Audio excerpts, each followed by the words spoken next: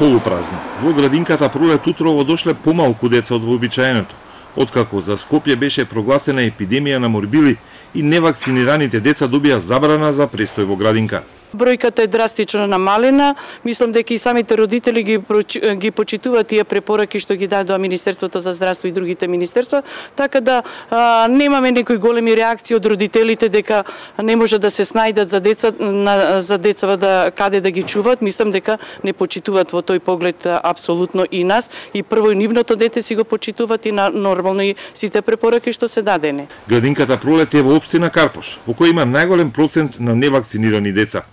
Заедно со Центар и Аеродром, трите најурбани скопски општини имаат најмала имунизација за морбили.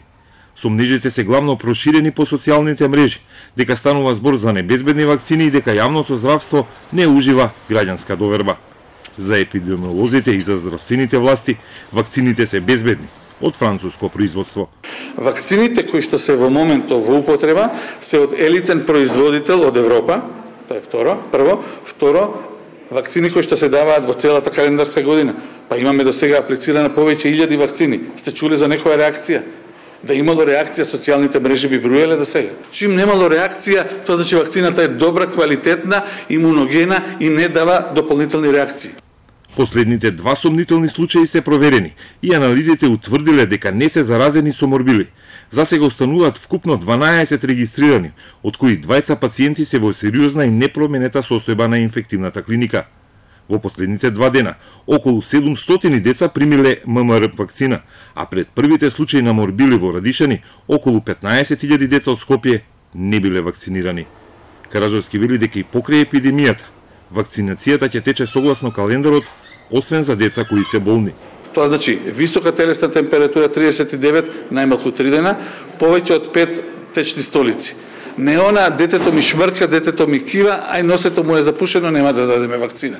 Значи вакцинацијата мора да продолжи поради фактот доколку ги исполниме условите да имаме што поголем процент на вакцина, епидемијата ќе запре. Дека се помалку деца примаат вакцини во урбаните градски средини, покажала и блиц проверката во градинката Пролет. Има доста деца што не се вакцинирани, а има и деца што воопшто ни една вакцина ја немаат примена. Што се должи тоа? Имате? Тоа се должи на одлуката на самите родители. Значи тие што воопшто не се вакцинирани, значи одлука била на самите родители, а има и со изјава родители кои што изјавиле дека имаат препорака од матичниот лекар дека не смеат нивните деца да ја примат да ги примат вакцините. Оние што се против вакцинацијата и натаму се против, а сметаат дека зад вакцинирањето стојат бизнис интереси. Во тек е нов тендер за набавка на вакцини вредни над 10,5 милиони евра за 2-годишен период. Критериумот е најниска цена, иако на последниот тендер само вакцината ММР е купена преку електронска аукција на која учествувале повеќе компании. Сите останати вакцини се купуваат по принципот на конечна понуда со утврдена цена.